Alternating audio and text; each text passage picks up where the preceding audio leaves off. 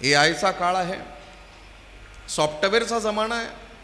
अशिक्षित मुलं सुद्धा, ज्या मुलांना काही कळत नाही, ज्या मुलानं शाळेचं तोंड बघितलं नाही, तो मुलगा आपल्या बापाचा विसरलेला मोबाईलचा पासवर्ड खोलून देतो. याचा अर्थ जग फास्ट आहे. म्हणून वैज्ञानिक आणि अवैज्ञानिक हे दोन भाग जे आहेत, या दोन भागांवरती चर्चा करत असताना एक गोष्ट लक्षात येते की आजचा अभंग विज्ञानवादाला चॅलेंज करणारा आहे.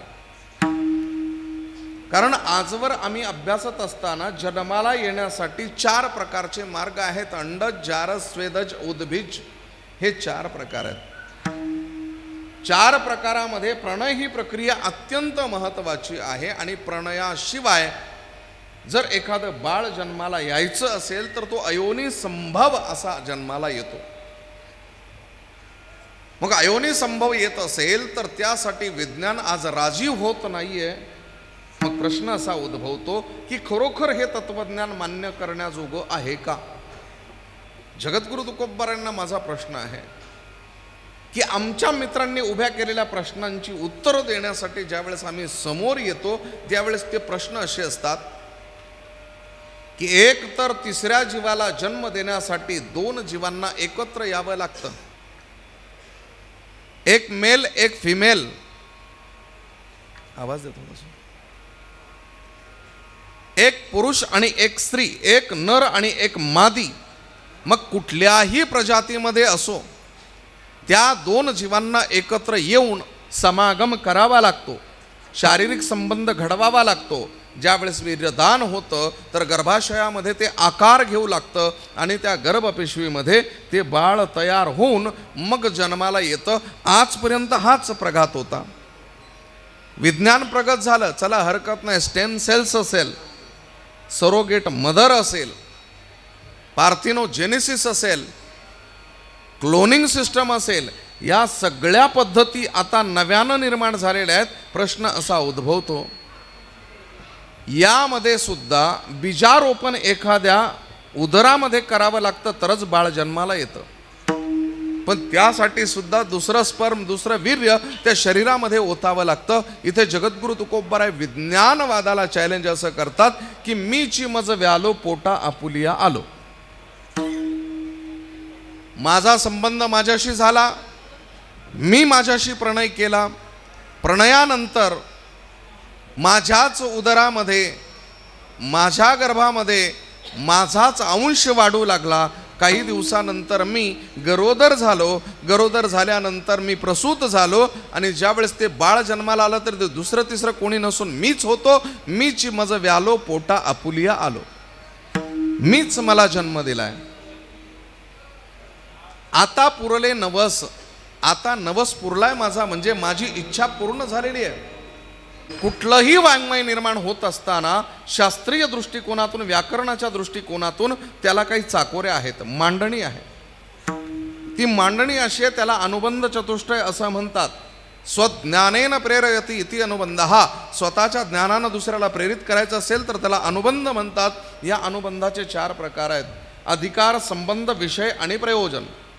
अधिकारामध्ये विवेक, वैराग्य, श्रम, दम, तितिक्षा, उपरती, श्रद्धा, समाधान, मुमुक्षुत्व आदी गुणांची युक्तता असेल तर तो व्यक्ती आपल्याला अधिकारवाणीनं प्रबोधन करू शकतो किंवा आपल्या मनातले विचार व्यक्त करण्याचं सामर्थ्य त्याच्यामध्ये येतं. अनुभवाला अभिव्यक्त करण्यासाठी ज्यावेळेस जगद्गुरु तुकोबाराय बोलतात तर आता हा शब्द आहे. कारण माझ्या पोटी माझा जन्म झाल्याच्या नंतर आता माझी इच्छा पूर्ण झाली, किंबहुना मला याचसाठी प्रयत्न करावा लागला आणि इथपर्यंत मी प्रवास जो केला हा साधनेचा प्रवास.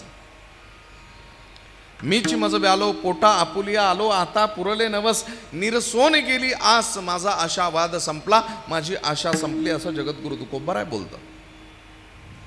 काय करावं लागलं जगद्गुरु तुकोबारायांना? साधनेचा प्रकार सांगा ना आम्हाला. सांगा, तुम्ही राजयोग केला का? मूलाधार चक्र, स्वाधिष्ठान चक्र, मणिपूर चक्र, अनाहत चक्र, विशुद्ध चक्र, आज्ञा चक्र, षड चक्रांचं भेदन करण्यासाठी प्राण, अपान, व्यान, उदान, समान, नाक, कृकल, धनंजय, देवदत्त, कुर्म या दशवायूंचं तुम्ही संमेलन भरवलं का? सांगा तुमच्या इडा पिंगला सुषुम्ना कशा प्रकारानं प्रवाहित केल्या, कशा प्रकारानं तुम्ही ऊर्ध्वर येता झालात, कशा प्रकारानं तुम्ही मिथुन पिंड तुमच्या मेंदू मस्तिष्कामध्ये तयार केला, कुंडलिनी जागरण केलं, ब्रह्मदर्शन केलं. सांगा बरं जरा आम्हाला. जगद्गुरु तुकोबाराय सांगतात नाही जमणार. मी हे सांगणार नाही कारण हा प्रकारच मला माहिती नाहीये मुळात. मग तुकोबाराय हा राजयोगाचा प्रकार सोडा, हटयोगाच्या माध्यमातून गेला असाल ना तुम्ही. त्रिकूट, श्रीहाट, गोल्हाट, आउटपीठ, ब्रह्मरंध्र, भ्रमर गुंफा ह्या षडचक्रांचं भेदन करण्यासाठी तुम्ही 3 बंध लावले का?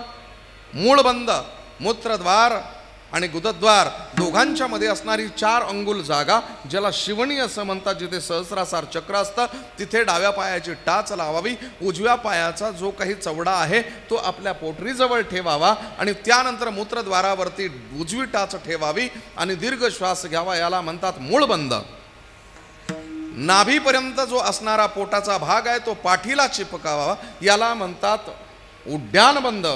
आणि हनुवटी आपल्या छातीला लावण्याचा प्रयास करावा, पण श्वास आतमध्ये घेतल्यानंतर याला म्हणतात जलंधर बंद. सांगा 3 बंद लावून तुम्ही हा जो हटयोग आहे तो केला का? जगद्गुरु तुकोबाराय सांगतात, योगाचे ते भाग्य क्षमा आधी दमा इंद्रिय अवघी भाग्ये ती घरा देव सोयरा झालिया. मी शरीराचं दमन करणार नाही आणि मी केलंही नाही. मग काय केली तुम्ही साधना ते आम्हाला तरी सांगा. योग केला, याग केला, काय सांगाल तर. जगद्गुरु तुकोबाराय सांगतात, नाही माझी साधना आहे. झालो 12 बळी गेलो मरोण ते काळी. मी 12 बळी दिलेत, मी 12 बळी दिले आणि त्यानंतर मी मरोण गेलो आणि मग जन्माला आलो. काय जगद्गुरु तुकोबारायांची भाषा आहे. गणित समजतच नाही, पण गणिती पद्धतीनं पूर्ण अभंग सोडवणार मी. 12:30 पर्यंत म्हणजे 12:30 पर्यंत अभंगाला मी वेदांताच्याच माध्यमातून सोडवणार. आणि मी तुमच्याकडून अपेक्षा करणार नाही. आत्ता माझी किक लागली आहे.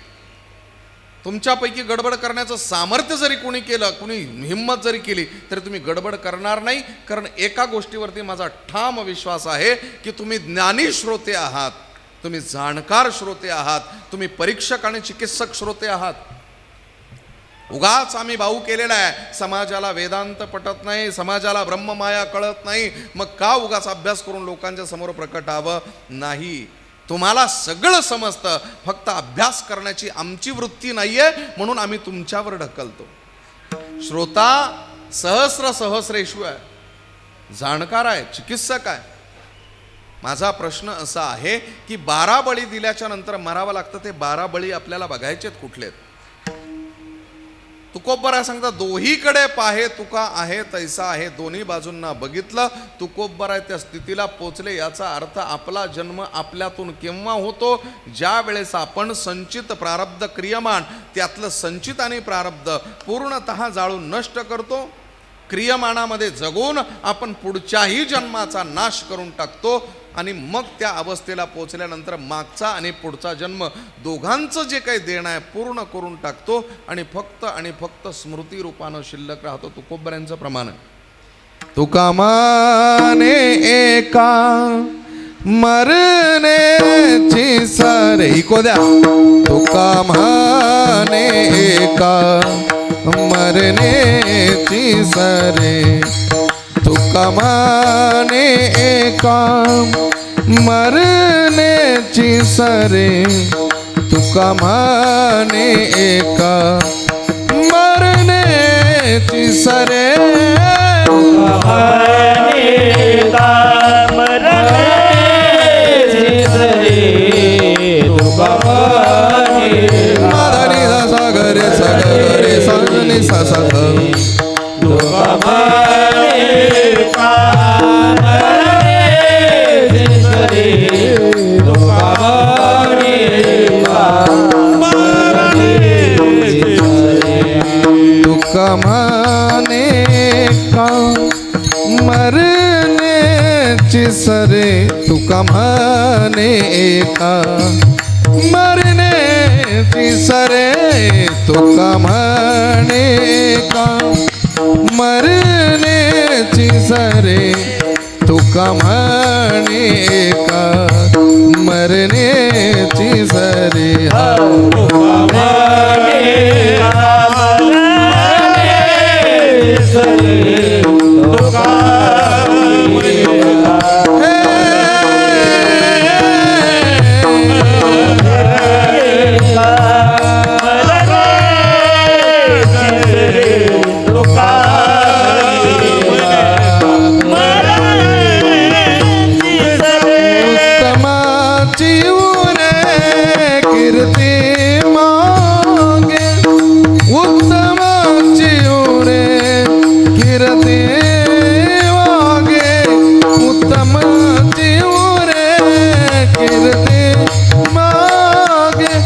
उत्तमाचे ओरे कीर्ती मागे रती माईके दुःखाची जळते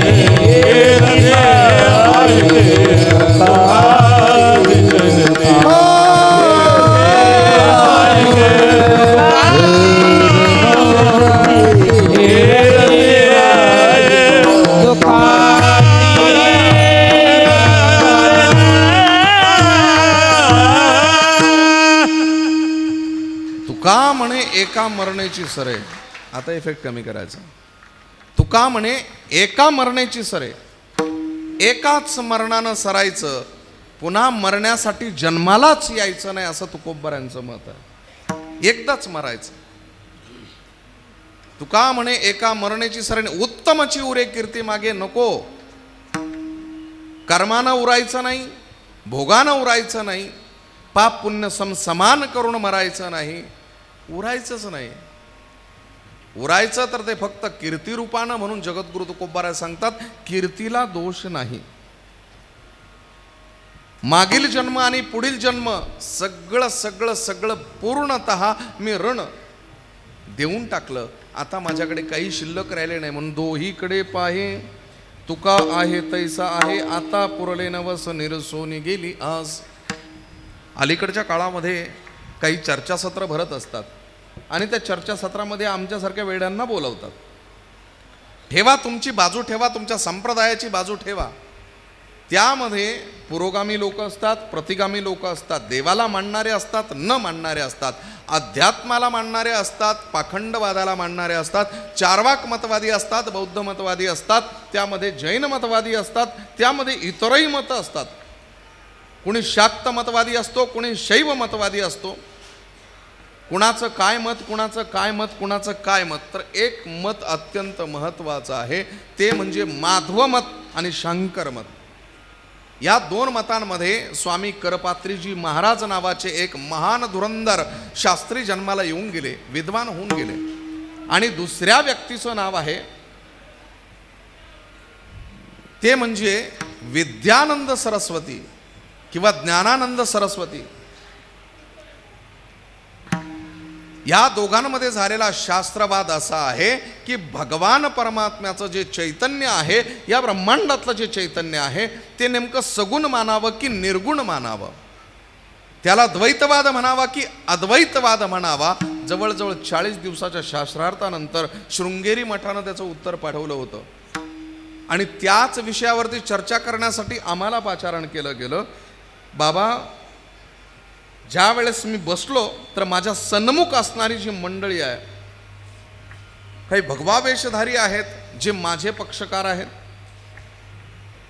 जे संन्यास वेश धारण केलेले आहेत, दंड धारण केलेले आहेत, ते माझ्या पक्षात आहेत. आणि समोरच्या पक्षामध्ये सगळी सुटाबुटातली मंडळी.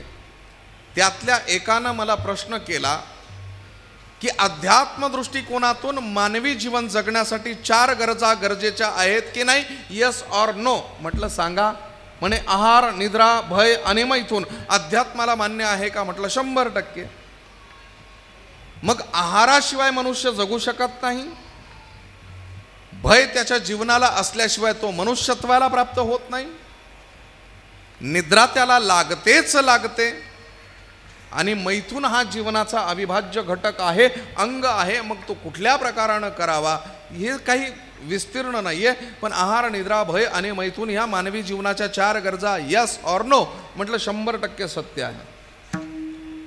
या 4 गरजा जर पूर्ण झाल्या तर त्यानंतर चार्वाक मत असं आहे, चार्वाक म्हणतोय यावत जीवेत सुखम जीवेत रणम कृत्वा घृतम पिबेत भस्मीभूतस्य देहस्य पुनरागमनम कुतः.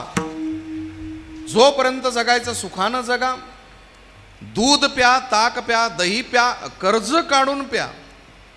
एकदा मेलं की जाळून राख होणार आहे. कशाचं येणं कशाचं जाणं, एकदा मेलं की सगळं संपलं. हे चार्वाकाचं मत आहे. या मतावरती तुम्ही काय म्हणू शकता? म्हटलं हो, चला ठीक आहे, हरकत नाही, तुमचा प्रश्न बोला.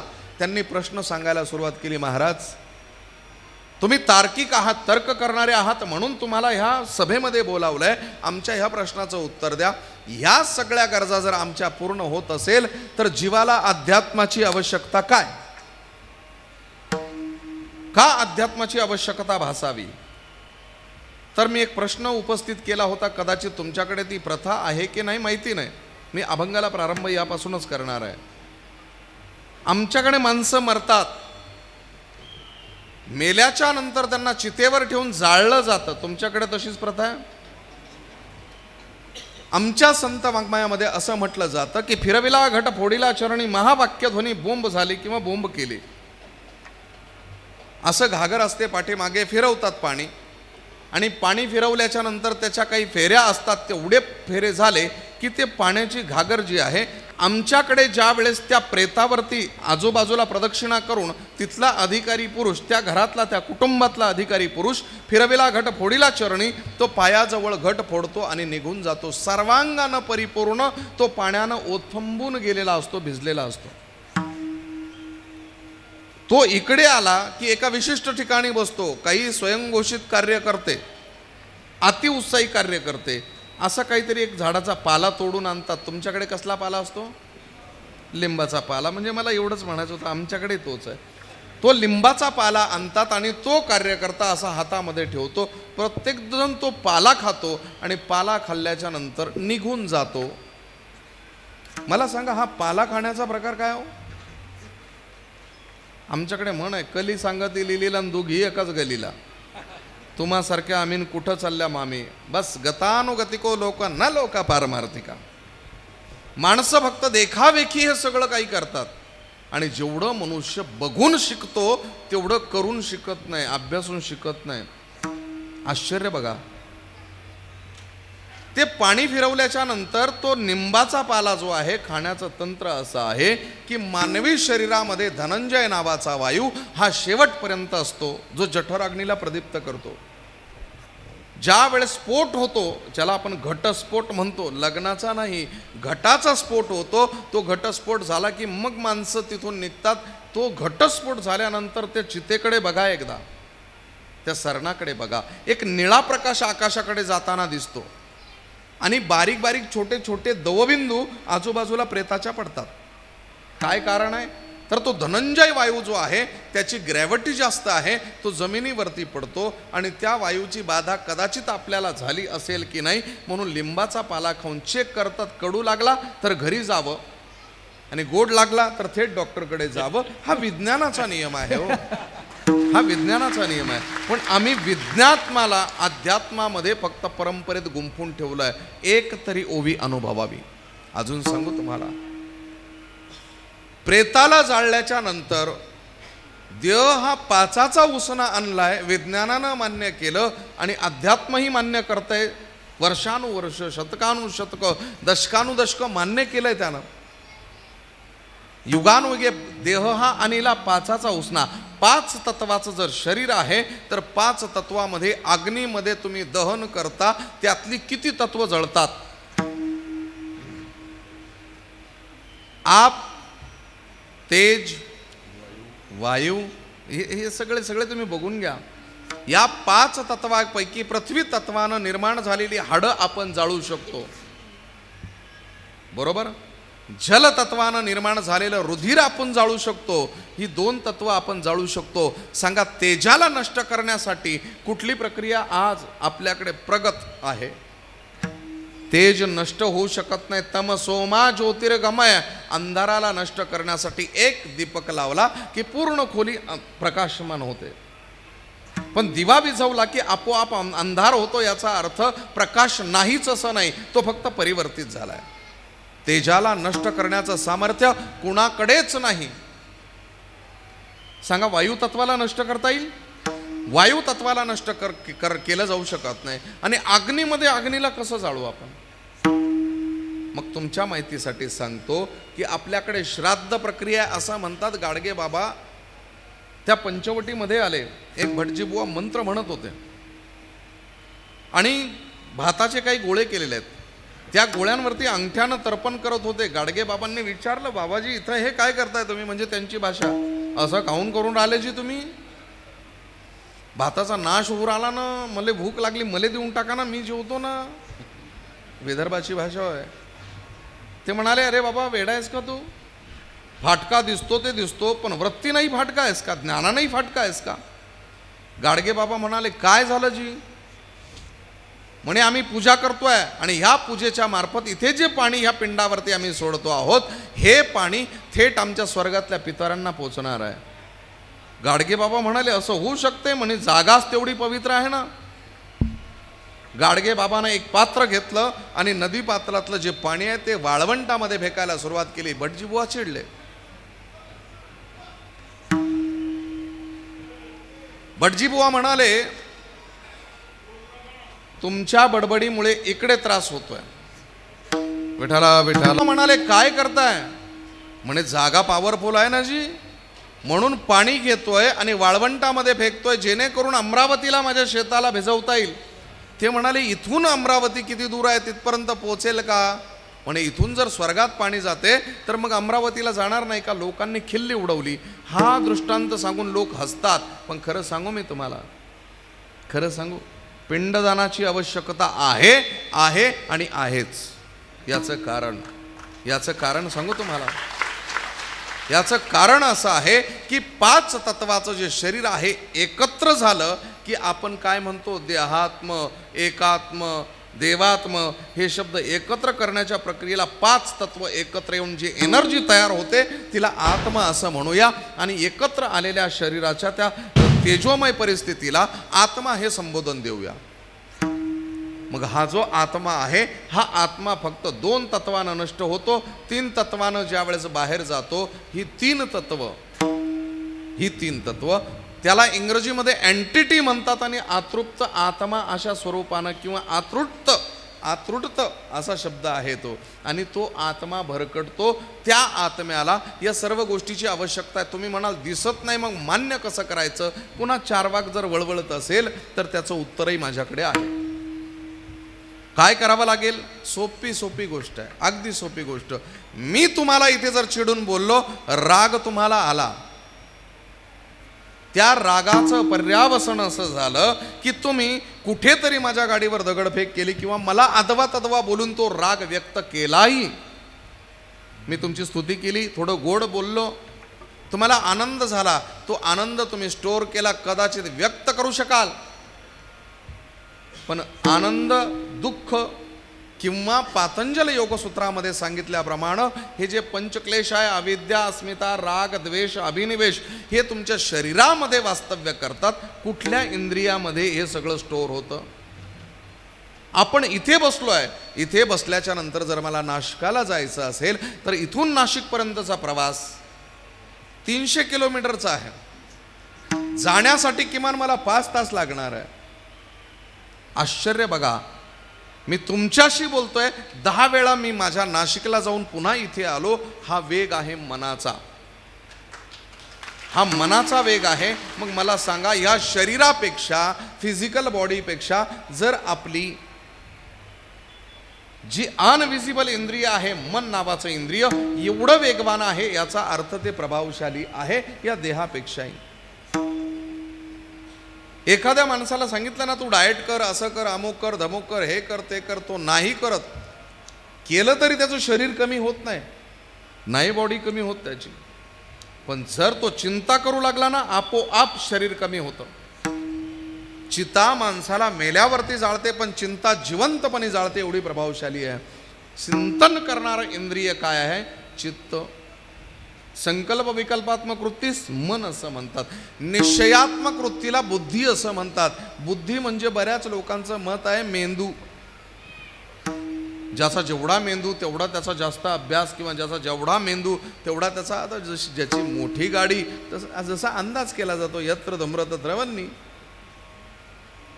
सोप्पं अंदाज करत चला तुम्ही, अंदाज येतो तुम्हाला. तसं म्हशीचा आणि हत्तीचा मेंदू माणसापेक्षा जास्त आहे. पण माणूस त्यांना कैद करतो ना, त्यांना वापर करून घेतो, त्याला नाही म्हणत. त्याच्यामध्ये वाहणारा तरल पदार्थ त्याला बुद्धी असं म्हणतात. मेंदू म्हणजे बुद्धी नाही. हे शरीर आहे, हे स्कल आहे. या स्कलमध्ये काही पार्ट केलेले आहेत. 3 प्रकारानं मेंदू विघटलेला आहे. 70% फोर ब्रेन, मिड ब्रेन आणि हिंड ब्रेन, हे 12 आणि 18% अनुक्रमे विभागलेले आहेत. त्यामध्ये त्या 70% मध्ये 2% थिलॅमस, हायपोथिलॅमस दोन्ही बाजूनं, आणि 66% 22 3 कंपार्टमेंट. माइंड, सबकॉन्शियस माइंड आणि कॉन्शियस माइंड या सगळ्या शरीराच्या रचना आहे तो. म्हणजे बुद्धी नेमकी कुठल्या मेंदूमध्ये आहे, तर या बुद्धीचा अंदाज करण्यासाठी विविध प्रकारचे कुठले स्पंदनं कुठपर्यंत जातात, काय समजायचं, डोळ्यांनी कसला संदेश घ्यायचा वगैरे वगैरे सगळं अध्यात्म विज्ञान त्यावरती खूप चर्चा होते. ऐका, तर बुद्धी जी आहे ही निश्चय करत असते, म्हणून निश्चयात्मक वृत्तीला बुद्धी असं म्हणतात. आणि शेवटचं इंद्रिय त्याला अहंकार म्हणतात. मीपणाच्या स्थायी भावाला अहंकार म्हणतात. आणि हाच अहंकार माणसाला NPD नावाचा आजार घडवतो, नार्सिस्टिक पर्सनॅलिटी डिसऑर्डर. या आजाराचं सर्वात मोठं लक्षण कोणतं आहे माहिती आहे?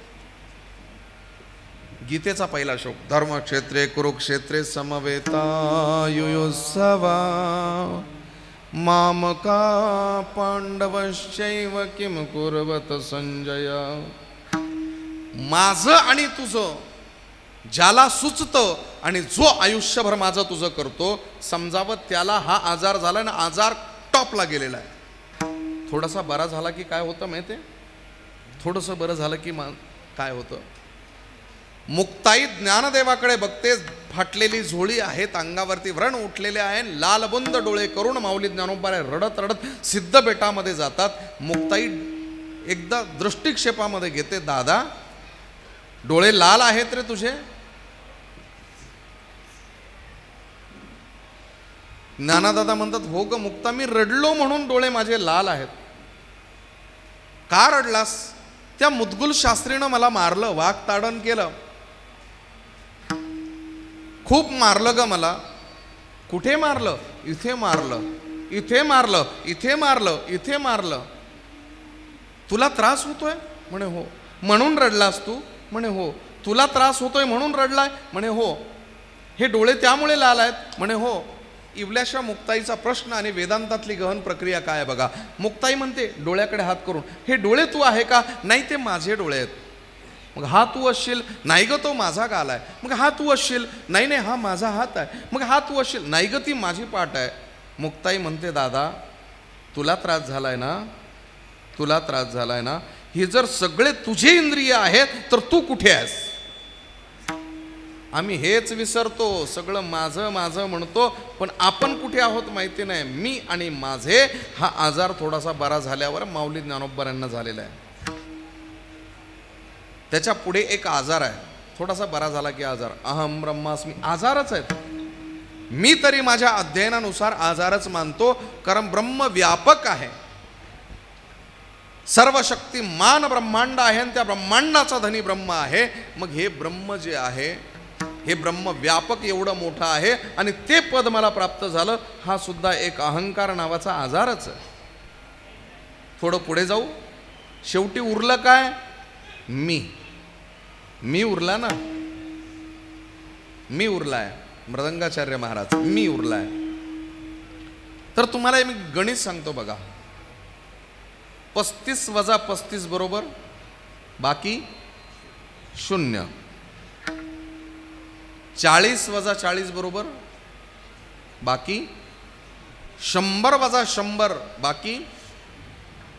याचा अर्थ भास्कराचार्य गणित मांडत असताना एक सिद्धांत देतात, समसंख्येतून समसंख्या वजा झाली की बाकी, समपदार्थातून समपदार्थ वजा झाला की बाकी, बरोबर. समवस्तूतून समवस्तू वजा झाली की बाकी, बरोबर ना.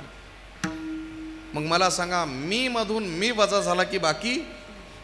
जेव्हा कोठेच नव्हते काही, चंद्र सूर्य तारा नाही, अवघे शून्याची होते पायी, कानोबा तेरे तेरे ते ते कढाल गज निर्माण झाली, ते ते कढाल गज निर्माण झाली. शब्द ऐका, जेव्हा कोठेच काही नव्हतं त्यावेळेस शून्य होतं.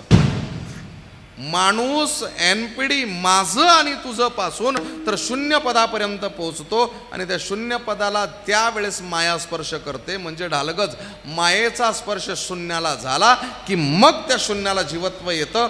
कबीर महाराजांचं एक प्रमाण आहे, चाह गए चिंता मिटी मनुआ बेपरवाह, जाओ को का चुना चाहिए, मोही सहे न साह, चाह चमारी चुहरी सोनी चनका नीच, तू तो पूर्ण ब्रह्म था, बस चाह न होती बीच. आशा संपली, चिंता संपली, मन बेपरवा. फक्त मला शिट्टी नको, आवाज किती कमी असला तरी चालेल. अपेक्षा संपली, चिंता संपली, मन बेपरवा. ज्याला काहीच नको तो चक्रवर्ती सम्राट आहे. ज्याला काहीच नको तो चक्रवर्ती सम्राट आहे. 100 नीच गोष्टींपेक्षा नीच अपेक्षा आहे. तू पूर्ण ब्रह्म होता, फक्त तुझ्यामध्ये अपेक्षा नसती तर. जर अपेक्षा संपली की समजावं की आपण देव आहोत. गरजच नाही ना कुणाची. म्हणून अपेक्षावाद संपण्यासाठी प्रयत्न व्हावा. म्हणून माणसानं शून्यत्वाकडे जावं. माऊली ज्ञानोबा तिथपर्यंत पोचतात. बरं, जगद्गुरु तुकोबारायांच्या जीवनातले प्रसंग ऐकून ठेवा. जोपर्यंत संत आहेत, हयात आहेत, तोपर्यंत आपल्याला किंमत कळत नाही. त्यांना आरोपीच्या पिंजऱ्यात उभं करतो, त्यांच्यावरती वाटेल ते आरोप करतो, त्यांना त्रास देतो. पण लक्षात ठेवा, साधू कधी तळतळाट देत नाही. साधूचा बदला देव घेतो. आणि देव ज्या वेळेस घेतो ना, त्यावेळेस ठाव शिल्लक राहत नाही, वंश शिल्लक राहत नाही. त्रास साधूला होतोच. आणि साधू गेल्याच्या नंतर पश्चाताप करण्यात काही अर्थ नाही. आजच शरणागती महत्वाची आहे. म्हणून तुकोबारांनी ओरडून सांगितलं, धन्य मानवी इहलोकी लोका, धन्य मानवे इहलोकी लोका, धन्य मानवेला इहलोकी लोका, धन्य मानवेला इहलोकी लोका. भाग्य मी तुका देखिएला, भाग्य मी तुका देखिएला,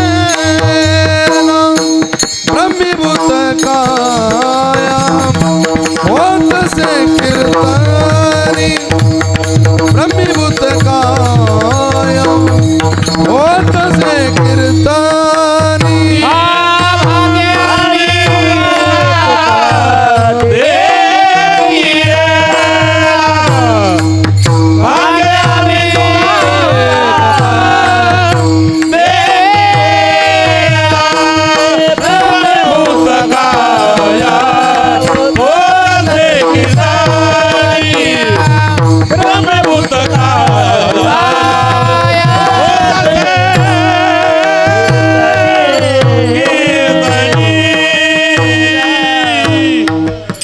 धन्य म्हणवीन इहलोकी लोकान, भाग्य आम्ही तुका देखिएला.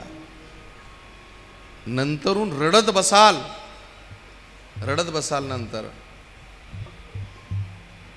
हे सूत्र, हे चैतन्य आमच्या हातातून गेलं ना. बाबांसारखी लोक, मार्गदर्शनाविना भेरकटलेली पिढी ज्यावेळेस घरातून खेचून आपली संतान आपल्याला मारेन ना, त्यावेळेस लक्षात येईल बाप तो बाप था.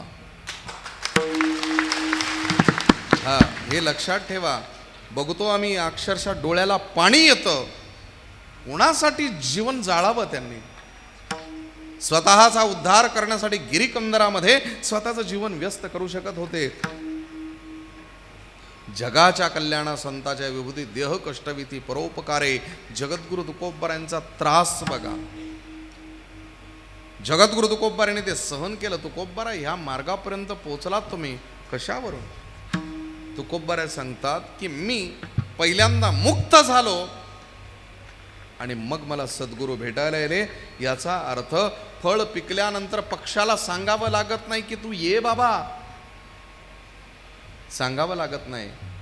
गुळ आणला की मुंगीला सांगावं लागत नाही. तुकोबरा सांगतात, मुंगीची या घरा कोण जाय मूळ, देखोन या गुळ धाव घाली, आपोआप मुंगी येते. तसं एकदा साधक परिपूर्ण झाला की सिद्ध त्याच्या जवळ येऊन अनुग्रहित करतात, बाबा आता तुझा काळ जवळ आलाय. कोणी सांगितलं? जगद्गुरु तुकोबारांना. पुष्ट कोण करताय? कुणाच्या मार्गदर्शनानं जगद्गुरु तुकोबाराय पोचलेत? ज्ञानियांचा राजा गुरु महाराज, ज्ञानियांचा राजा गुरु महाराज.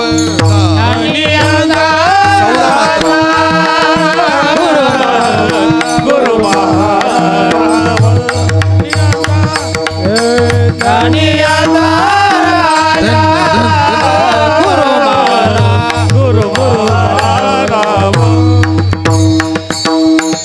ज्ञानियांचा राजा गुरु महाराज, ज्ञानियांचा राजा गुरु महाराज. ज्ञानियांचा राजा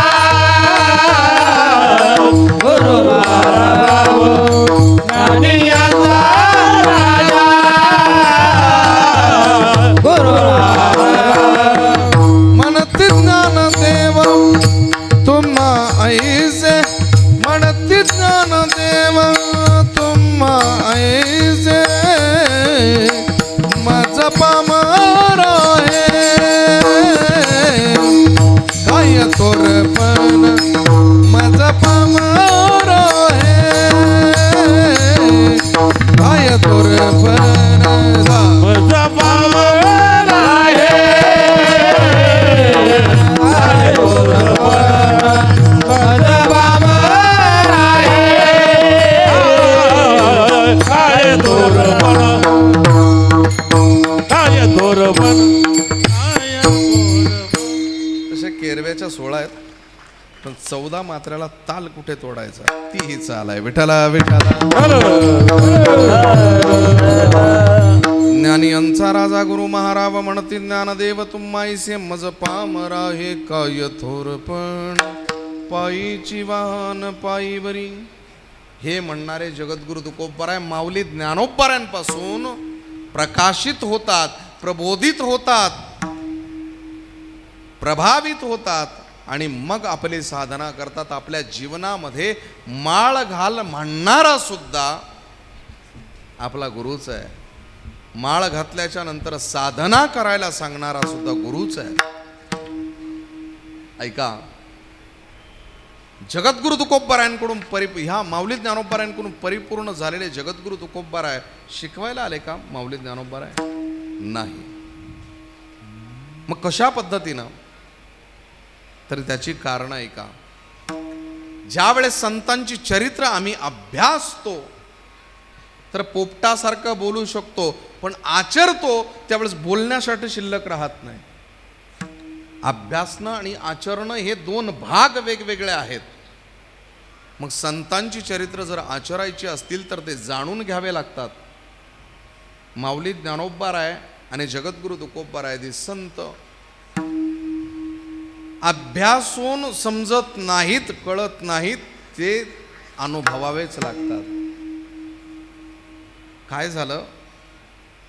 जगद्गुरु तुकोबाराय तुम्ही माऊली ज्ञानोबारायांकडून शिकलात, पण माऊली ज्ञानोबारायांनी काय मार्गदर्शन केलं? काही नाही, मला जगायला शिकवलं. जगता जगता जन्माला यायला शिकवलं, जन्माला आणायला शिकवलं आणि मरायलाही शिकवलं. काय आम्ही समजलो नाही तर माऊली ज्ञानोबारायांचं अल्पचरित्र बघा, छोटंसं चरित्र. माऊली ज्ञानोबारायांना एक आई मान्य करू, पण माझ्या दृष्टीनं माऊली ज्ञानोबारायांच्या जीवनात 3 आया आहेत.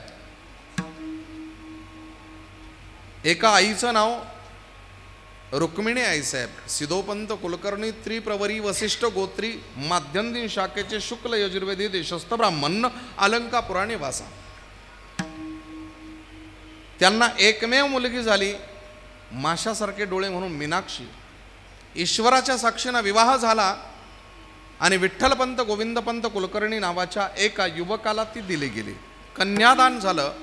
विठ्ठलपंत गोविंदपंत कुलकर्णी हे शुक्ल यजुर्वेदी देशस्थ, माध्यंदिन शाखा, पंचप्रवरी, वत्सगोत्री ब्राह्मण आहेत. दोघांचा विवाह झाला. 12 वर्षानंतर निवृत्तीदादाचा जन्म झाला.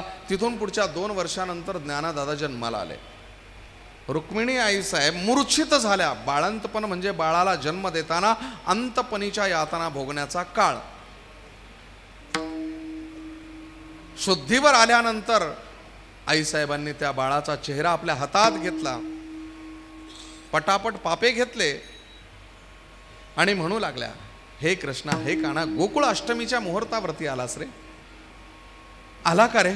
आला ना? सुखरूप आला का? आला का? आला का? शेजारी बसलेली दुसरी माता म्हणते, असं नाही विचारायचं, आला का नाही विचारायचं, का आला हे विचारायचं. त्या आईचं नाव माहिती आहे तुम्हाला? नवमास कष्टलासी 10व्यान प्रसूत झाली, येताच कर्म जाण तुझी मान अडकली. अकांतु जननी, ऐकलंय ना तुम्ही? ही माता आहे मदालसा, माऊली ज्ञानोबरांच्या जीवनातली दुसरी माता. आणि तिसरी माता आईसाहेब मुक्ताई. तुम्ही म्हणाल 4 वर्षानं लहान असणारी आपली बहीण आपल्या भावाला जन्म देऊ शकते का? मुक्ताई नावच काफी आहे. तर्क सांगू तुम्हाला? अरे 1400 वर्षाच्या चांगदेवाचं आई होण्याचं सामर्थ्य ज्या मुक्ताईमध्ये आहे, 4 वर्ष वडील भावाचं जन्म फिजिकली झाला पाहिजे असा नाही. मुक्ताई म्हणते, आता माझ्या उदराला वेदना होत आहेत, तुझ्या विवेकावरती झालेलं क्रोधाचं अतिक्रमण म्हणजे ही ताटी मला बाजूला काढायची, पण अशी नाही. मुक्ताई आईसाहेब ज्ञानदेवाशी चर्चा करतात. दादा काय रे, काय झालं? राग आला मला. काय करू शकतो राग येऊन? अगं माझं सामर्थ्य तुला माहिती नाही. जडावर सत्ता गाजवून भिंत उडवू शकतो, तर जीवावर सत्ता का गाजवू शकत नाही? मग का गुपचूप आलास निघून? नाही ग, माझा विवेक मला काम करू देत नव्हता. काय करू शकतो अजून? पाठीवर मांडे भाजू शकतो ना, ब्रह्मांड भस्म करण्याची क्षमता माझ्यात आहे. अजून काय करू शकतोस? रेड्याला बोलवू शकतो, मग वेड्याला न बोलवण्याचं सामर्थ्य माझ्यात नसेल? हेही बरोबर आहे. अरे पण ते खूप मोठे आहेत, त्यांच्या नादाला लागू नको. देवापेक्षा मोठे आहेत का? देवापेक्षा? देवाचं काय? अरे देवाच्या समोर जाऊन उभा राहिलो, बाहुवरती केले लाल डोळे करून देव सुद्धा घाबरला. माऊली ज्ञानोबा सांगतात, त्याच्यावरती मी प्रश्नांचा भडीमार केला. काय? तुझे अवदार्य जाणो स्वतंत्र देताना मनसी पात्र अपात्र कैवल्या ऐसे पवित्र के जे वैरी आहे दिदले मोक्ष दुराराध्य कीर होय परी तू आराधी तुझे पाय म्हणून धाडसे देत जाय पायिकू जैसा तू आ सनकादिकाचे माने सयुज्य सौरसु केला पुतने जे विषाचने स्तनपाने मारू आली हगा राजसुई आगाची सभासदी देखता त्रिभुवनाची नांदी तैसा दुर्वाक्य शब्द निस्तेजिलासी जेणे उरिहानी त्याला पांपरा तैसा चरणू वासी दातारा अजूनही वैऱ्याच्या कळेवरा वसंभवेना ऐसा अपकारी तुझा उपकारू तू अपात्री तरी उदारू दे दान म्हणून दारवंटे करू झालासे बळीचा ऐसा अपराधी शिशुपाळा आपणापे ठाव दिला गोपाळा काय उत्तान चरणाची या बाळा ध्रुवपदी झाड वगैरे वगैरे सगळ्या ओव्या बघून घ्या तुम्ही. भांडलो मी. मग माऊली ज्ञानोबा राय म्हणतात, देवानं विचारलं नेमकं तुमचं गाऱ्हाणं काय, इतर नका बोलू. उगाच वारं सुटलंय म्हणून धान्य उपणण्याच्या भानगडीत पडू नका. की भूज बीज एकवट उपनिता राहे धनवट ते तर उडे ते फलकट जाणू आले. मुख्य बोला, मुद्द्याचं बोला. मग माऊली ज्ञानोबा राय सांगतात, एक कन्फर्मेशन पाहिजे, एक गोष्ट सत्य आहे की असत्य आहे बोलून दाखवा. भगवान परमात्म्यानं सांगितलं काय आहे मला सांगा, मी खरं आहे की खोटं आहे सांगतो. मग माऊली ज्ञानोबा राय बोलू लागले, अहो हा वेदार्थ सागरू जया निद्रिस्ताचा घोरू जो स्वये सर्वेश्वरू प्रत्यक्ष अनुवादला. सांगा खरं की खोटं? म्हणे हो. वेदू म्हणजे अहो हा वेदार्थ सागरू आलास, जेवला, झोपला आणि झोपल्याच्या नंतर घोरू लागला. त्या घोरण्यातून जे शब्द निर्माण झाले तेच वेद आहे की नाही खरं सांग. देव म्हणाले हो. मग मी तुम्हाला प्रश्न विचारतो, तुमच्यापैकी कोण घोरतंय त्यानं वरती बोट करा. झोपल्यावर कोण घोरतं त्यानं वरती बोट करा. आणि असं सांगा मला इथे येऊन की मी घोरतो हे मी ऐकलंय.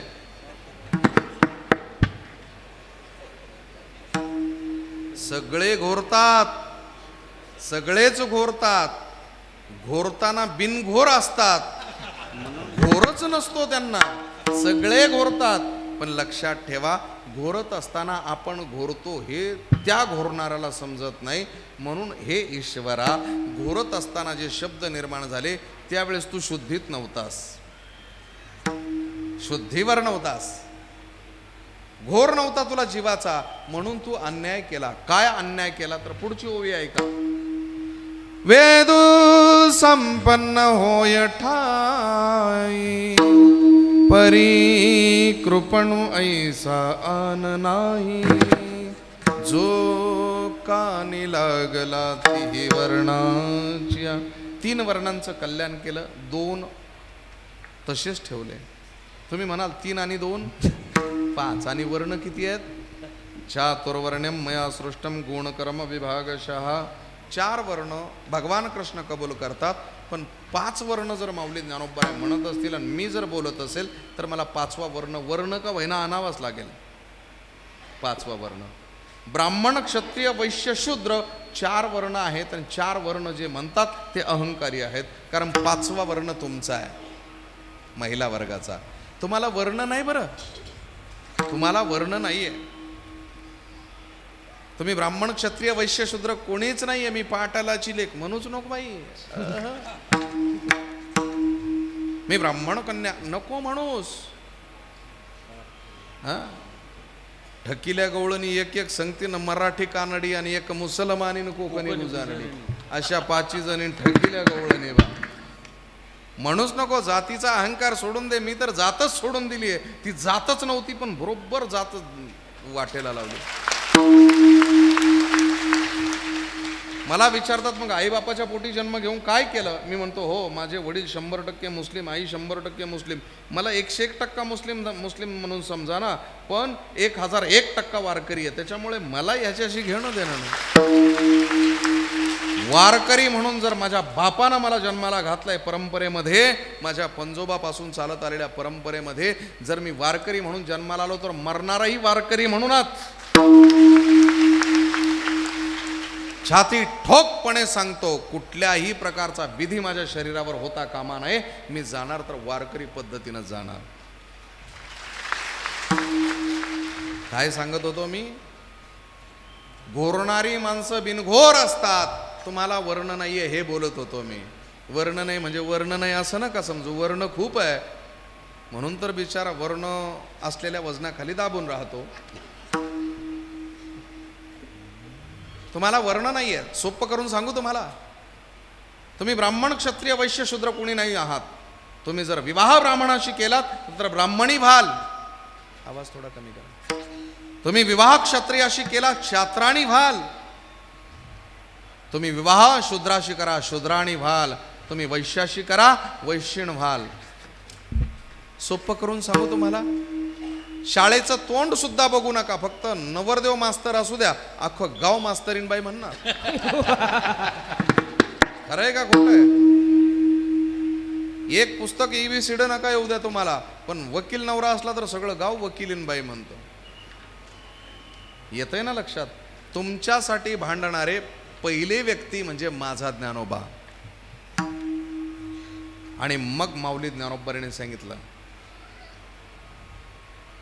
म्हणाले वर्ण नाहीये ना स्त्रीला. तुम्ही ब्राह्मण क्षत्रिय वैश्य शूद्र, चला तुमच्या हातात वर्ण असेल.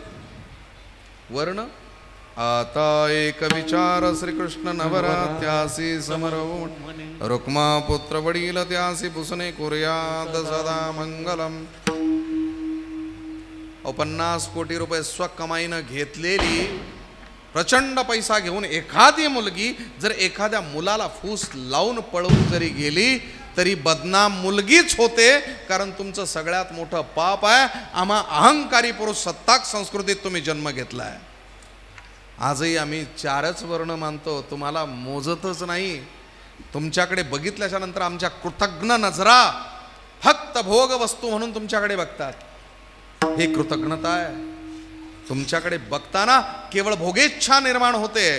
तुम्ही दासी गुलाम आहात ही भावना अजूनही आमच्या मनामध्ये येते. हे आमचं दारिद्र्य आहे, बौद्धिक दारिद्र्य, वैचारिक दारिद्र्य. तुमच्याकडे बघण्याचा दृष्टिकोन आमचा कसा आहे? तुमच्या छातीवर रोळणाऱ्या त्या 2 मांसल गोळ्यांकडे बघून आम्ही आमची कामेच्छा उत्पीडन निर्माण करतो, प्रकट करतो. खरं सांगू, विसरून जातो आम्ही त्याच स्तनाच्या स्तनाग्राला ओठ लावून दूध प्यायलो नसतो तर हा पिंड पोचला नसता. एवढे विसरभोळे आहोत आम्ही. तुमच्या शरीरावर कमेंट करताना फिगार शब्द वापरतो, पण विसरून जातो अरे त्याच गर्भामध्ये 9 महिने 9 दिवसाचं वास्तव्य मला करावं लागलं. त्या गर्भाला, एवढ्या पवित्र गर्भाला धारण करणाऱ्या त्या स्त्रीच्या बाबतीत आपण ही भूमिका करतो. दुर्भाग्य आहे. म्हणून पुढे जाऊन बोलतो, हे वर्णही तुमच्या हातात नाही. तुम्हाला वाटलं बाई रात्री तुरीचं केलं होतं, आज मुगाचं करू, बाबा येणार आहे. वर्ण, भातावरची वर्ण, तो 5च्या नंतर वर्ण टाकून आणला की वर्णच ताट फेकून देतो. तेही तुमच्या हातात नाही. आता एवढेही समजत नसेल तर वर्ण नाहीये गृहीत धरतो, देतो विषय सोडून. तुमच्यासाठी माझ्या माऊली ज्ञानोबांनी भांडण केलं. एवढा मोठा सामर्थ्यवान आहे मुक्ता मी भांडू शकतो. देवाशी भांडलोय. देवाशी भांडशील रे. पुन्हा द्वैतवाद. इथे करपात्री महाराजांचा सिद्धांत लागू पडतो.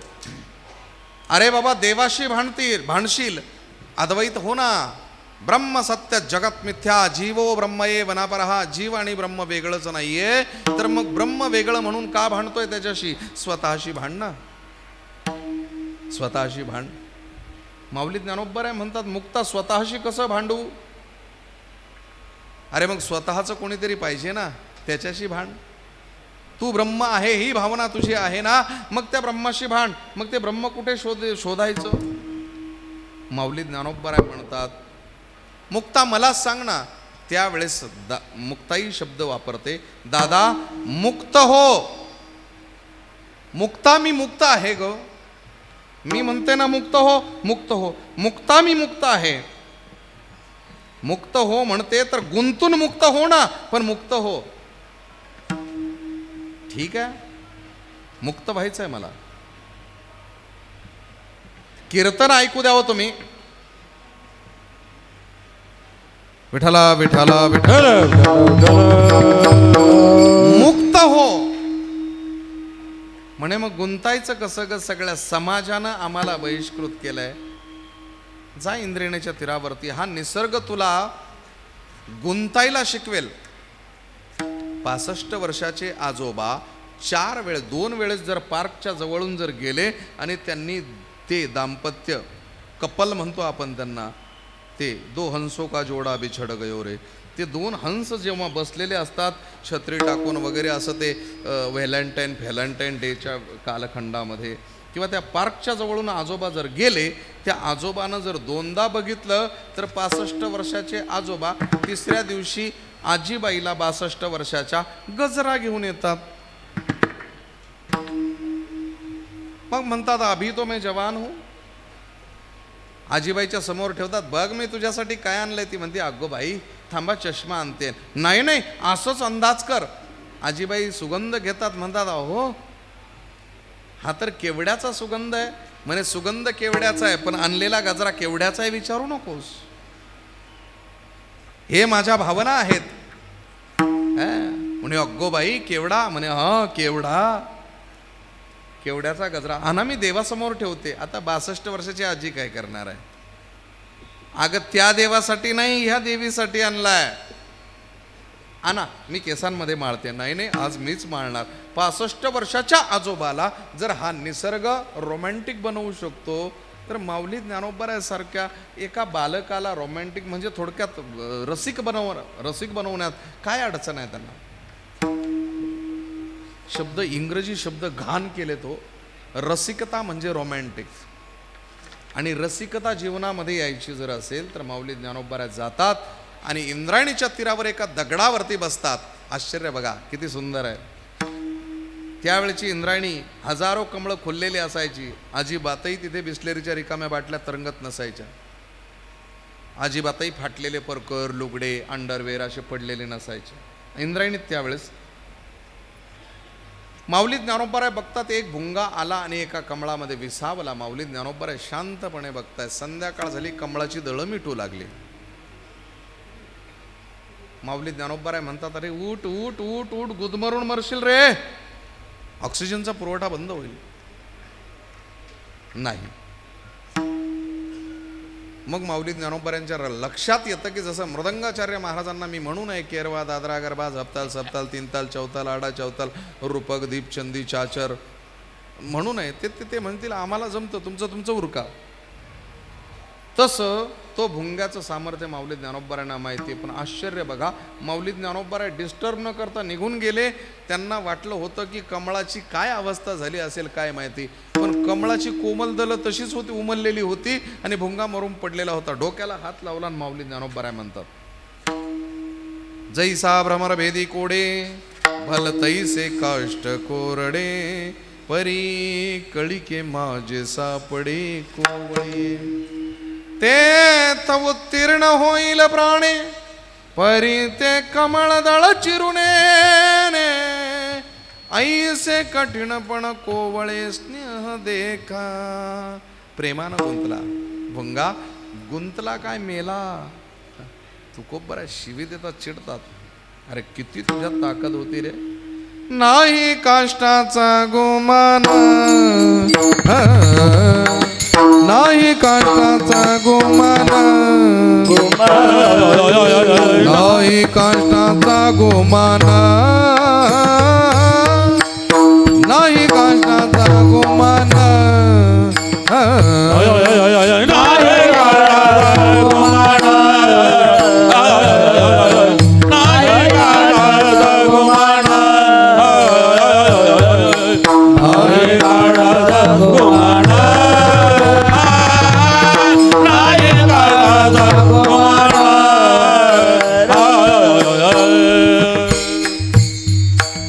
गोवी भ्रमरा भ्रमरा सुमन सुमन सुमन, गोवी भ्रमरा सुमन सुमन सुमन सुमन, गोवी भ्रमरा सुमन. केदार गोवी भ्रमरा सुमन सुमन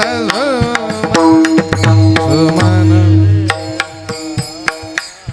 दर नार दर दर नार दर नार दर दर नार.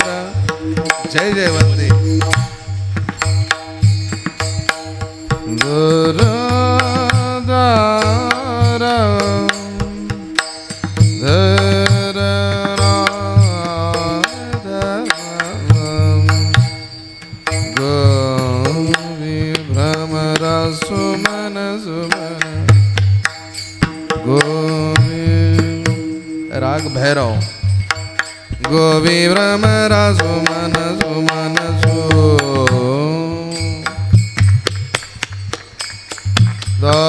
गोवी भ्रमरा सुमन सुमन,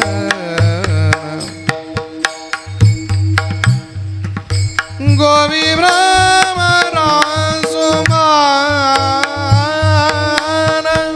पिलो गोवी भ्रमरा भ्रमरा सुमन,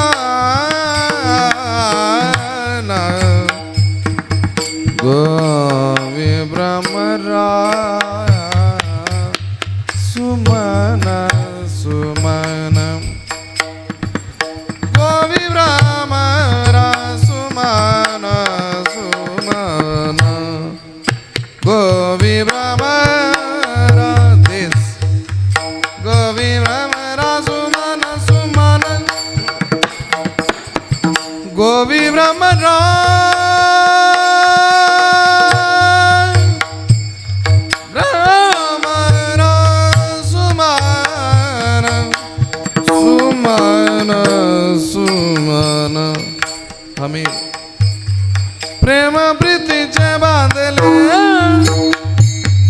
प्रेम प्रीतीचे बांधले प्रेम प्रीतीचे बांधले प्रेम प्रीतीचे बांधले प्रेम प्रीतीचे बांधले प्रेम प्रीतीचे बांधले प्रेम प्रीतीचे बांधले प्रेम प्रीतीचे बांधले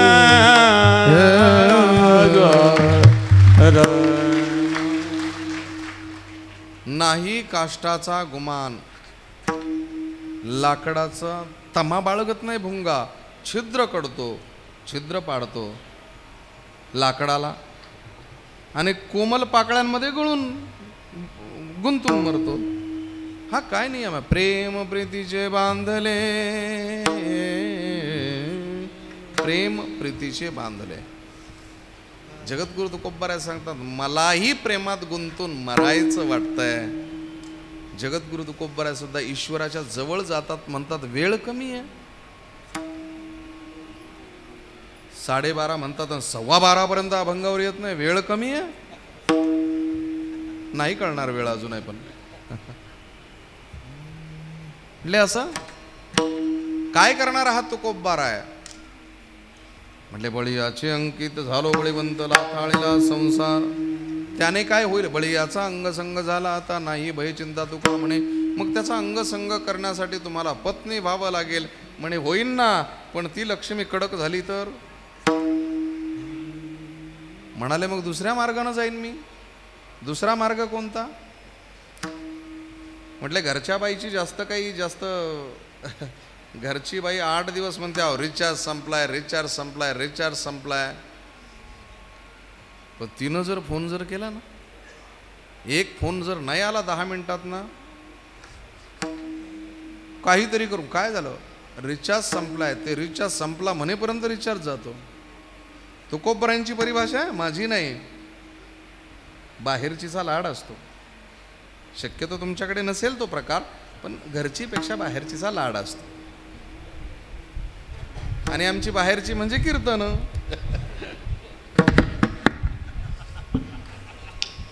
आमची बाहेरची म्हणजे कीर्तन. घरी जर थोडंसं कोणी ओरडलं तर चिडचिड होते पण इथं ऐकून घ्यावं लागतं. काही तर्क नका करू बरं का. એટલે कसं बुवा तर जगद्गुरु तुकोबाराय सांगतात ती कडक लक्ष्मी जरी असेल तरी हरकत नाही. नको लग्न करू बाबा ठेवून तर घेशील. म्हटलं असं कसं मी टॉर्चर करेन. केलं हो तुकोबारायांनी. निर्णय केला. निर्णय क्षमता प्रचंड आहे. हाची नेम आता न फिरे माघार. हाची नेम आता न फिरे माघार.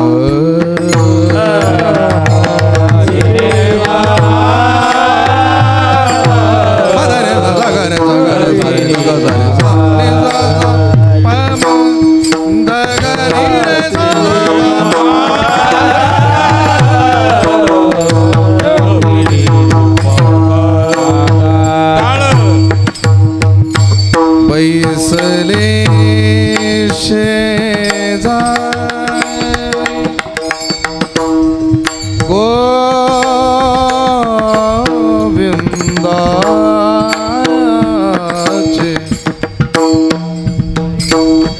बैसले शेजारी शेजारी शेजारी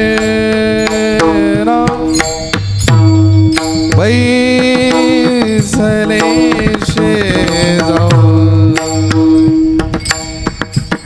रे दा गा रे दा गा रे दा दा रे दा बैसले शेजारी गोविंदा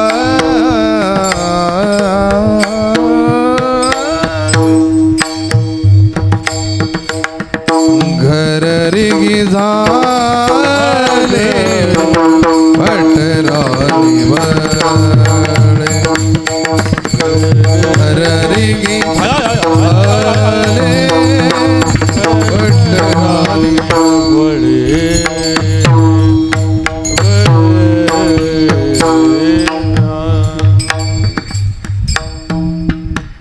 हाची नेम आता न फिरे माघारी, बैसले शेजारी गोविंदाचे. बंद करा हा फॅन, कूलर बंद करा.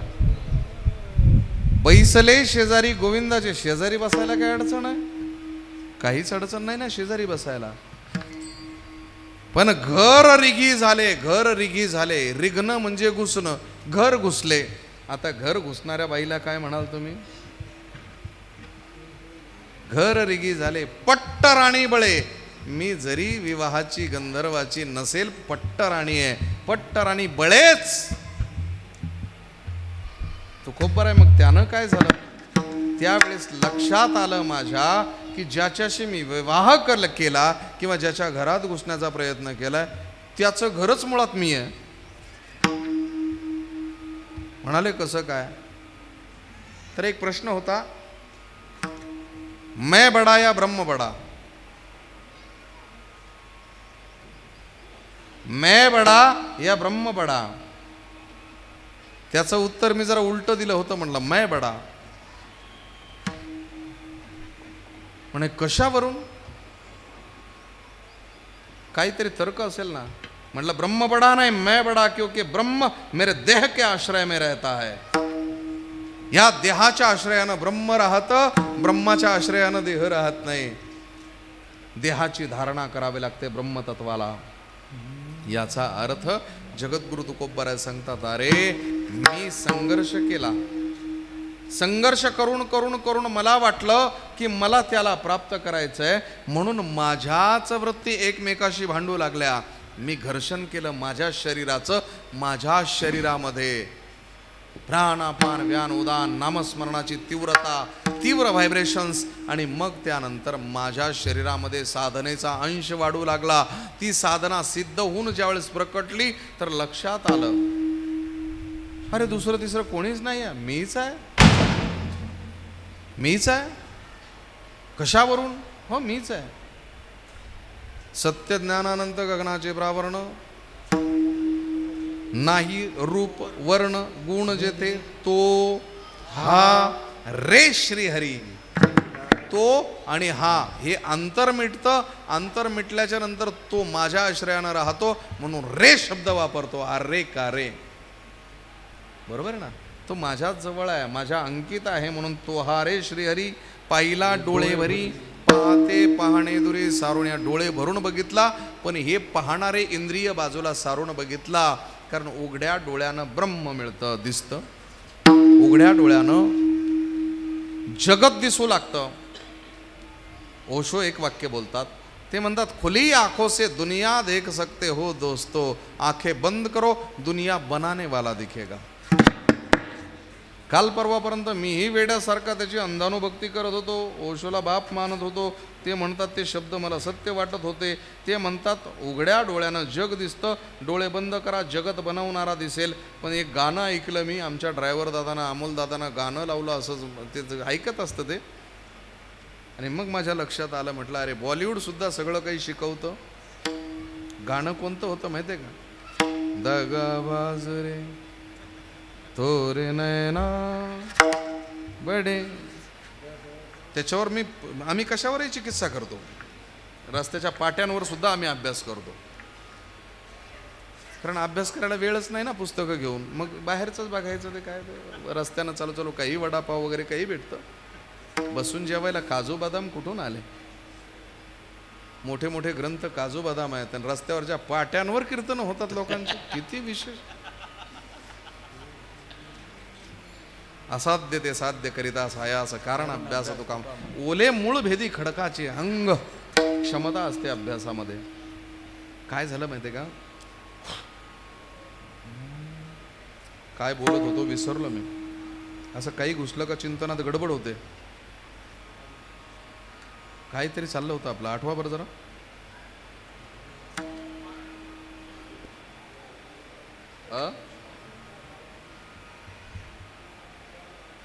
जोरात बोला ना, कान बांधलेत माझे.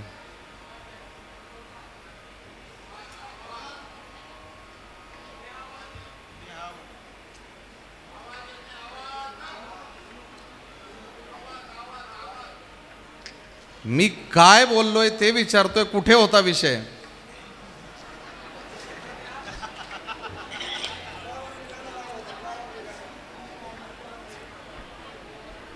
ड्रायव्हरने गाणं लावलं.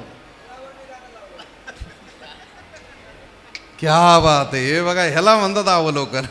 विठ्ठला विठ्ठला. अरे उघड्या डोळ्यानं किमान दिसतंय तेवढंच आपण बघू शकतो, पण डोळे बंद केल्याच्या नंतर कल्पना विलासानं माणूस बंद डोळ्यानं तयार करून बघू शकतो, म्हणून धोकादायक डोळे आहेत. बरोबर आहे. रूप पाहता लोचनी सुख झाले हो साजनी. बुद्धीला शहाणपण सुचलं पाहिजे.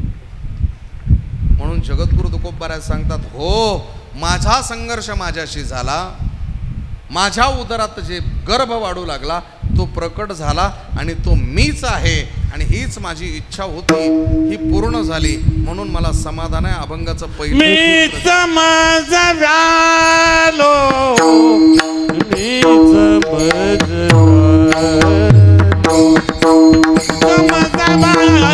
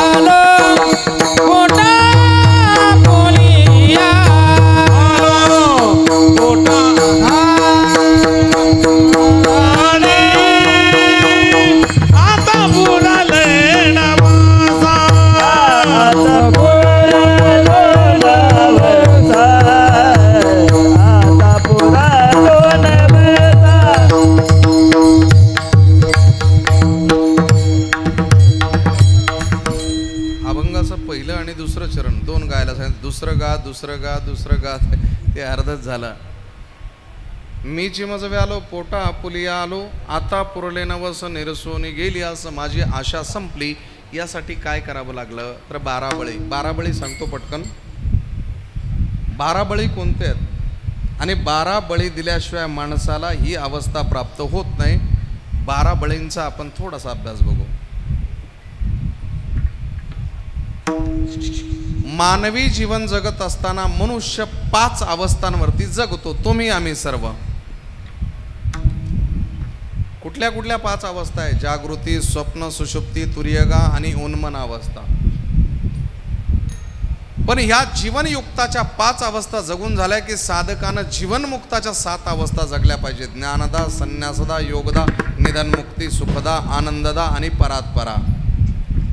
7 जीवनमुक्ताच्या आणि 5 जीवनयुक्ताच्या. अर्थातच प्रपंच करून परमार्थाची साधना पूर्ण झाली पाहिजे. या 12 अवस्था आपण भोगल्यानंतरच माणसाला जे मरण येतं ते मरण या प्रकारचं असतं, स्वस्वरूपाचं संधान साधणारं असतं. म्हणून झालो 12 बळी, गेलो मरोणी ते काळी, माझ्या मागील जन्माची शिदोरी मी संपवली, मागचे कर्म मागचे भोग भोगून पूर्ण केले आणि त्यागण्याची मला आवश्यकता भासली नाही. आता पुढेही मी कर्म शिल्लक ठेवलेलं नाही, म्हणून दोईकडे पाहे तुका आहे तैसा आहे. आता पुरले नवस निरसोनी गेली आस विठोबा.